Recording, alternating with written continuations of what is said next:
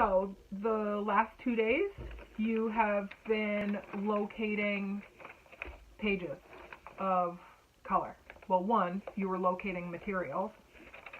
Two, you were locating color. So now we can start our beads. One thing to consider first, what style, what are you going to create with your beads?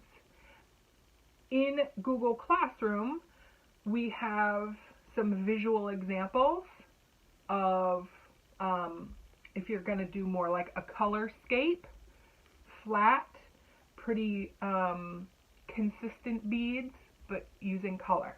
It's one option. Second option, where you have your flat surface and then your beads are coming out off of the page, and those are different sizes. It's option 2. So if you're doing different sized beads, it's going to play a part to this preparation.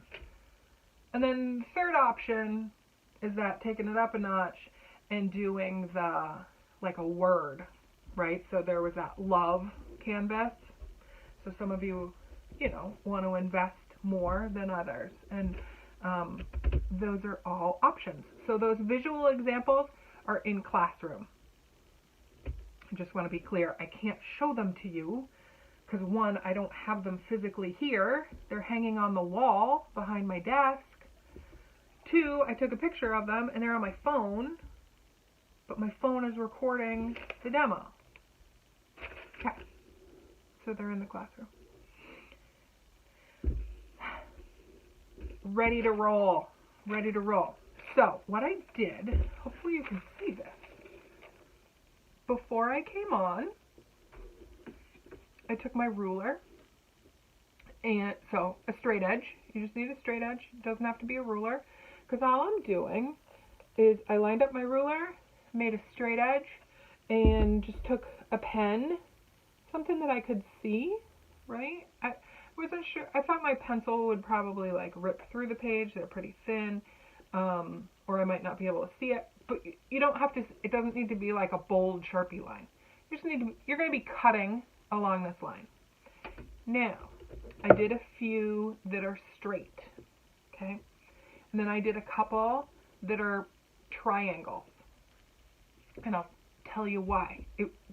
Just to show you your options. So if you do the straight line, your bead will be flat. You guys are here. You guys are here for later. So you have your flat bead, okay? So that's the one that's just the straight rectangle. The one on the YouTube video that I posted does the triangle method. And the triangle is perfectly fine. The triangle continues to get more and more narrow as you roll it. So I can show you. I'm going to cut along my line here. I'm going to cut here. So the triangle one is cool because you just rotate them, on your piece of paper, thin, wide, thin, wide. So you just rotate triangles. I also need to point out to you, when you're doing I did a thin rectangle, a thick rectangle, a thin one. What the base size is, your rectangle, what your base size is going to be the width of the bead. That's the width of the bead. So if you want really small beads, you will need a thinner piece of paper, as in this way. This will not need to be as long. Okay, so this is the length of my bead here. Now we're going to end here. We're going to start here. So this is the width of my bead, the length of my bead. think you guys are getting it. I can see when you guys leave. Okay. So, take this. Then, think about, this is going to be your end. Do you want, like, what color, what side do you want to show? Okay. So this one really doesn't matter, but a lot of them would have like blue at one end or writing on the other end and things like that. So pay attention to that. And then take a material that you want to use for thickness. So in the video, she uses a plastic straw, and I'm like, ooh, it totally dated itself. Because we, you know, like plastic straws are a no-no right now.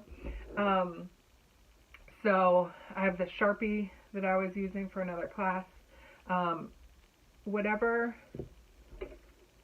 thin or thick you want these beads to be. So if you want it really narrow, you can use, a toothpick, okay? Or, you know, a paper clip opened up.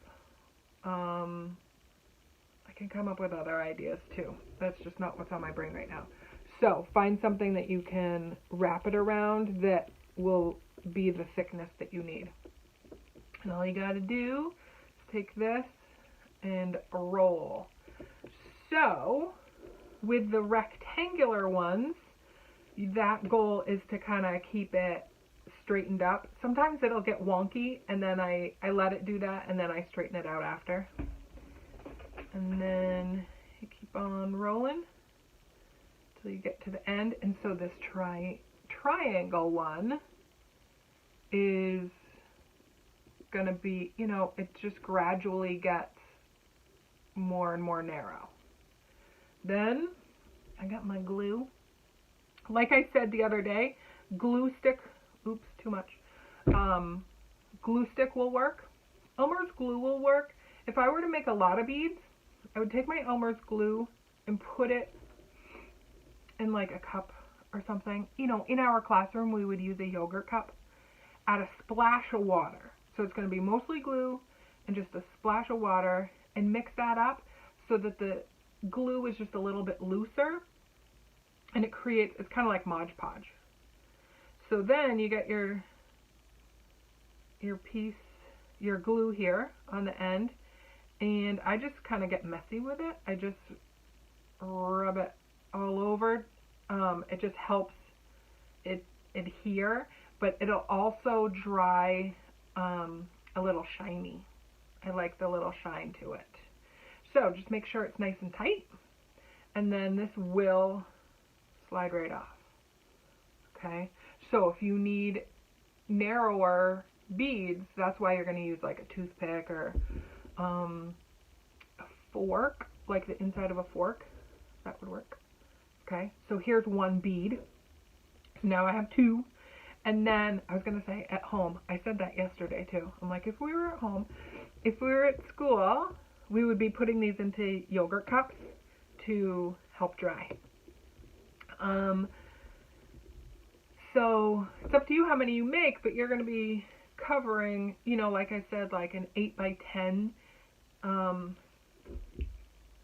ideally a board, but we don't all have cardboard. But keep an eye on any cardboard that might come to your house, or recycling day. Take like the lip off of a box. That would be cool. You could use that to eventually glue these on. So definitely we're going to be rolling beads all week.